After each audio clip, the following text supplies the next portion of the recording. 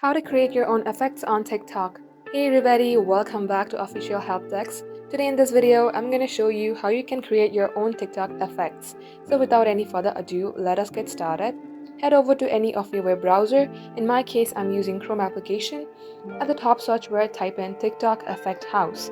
So TikTok Effect House will let you create your own effects. All you have to do is tap onto its website. And here you will see Download Effect House. Tap onto it. Scroll below and it will ask you to sign up to get a download link for Mac or Windows. Currently this is not available on Android, but after some times we are hoping that TikTok will allow Android users to do the same as well. For now, just type in your email address and tap on sign up.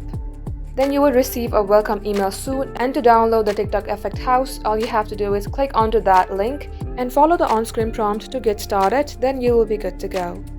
Thank you for watching the video till the very end. In case it had helped you in any ways, then do like and subscribe. We will be back soon with more helpful contents like this. Till then, hit the subscribe button to never miss an update from us.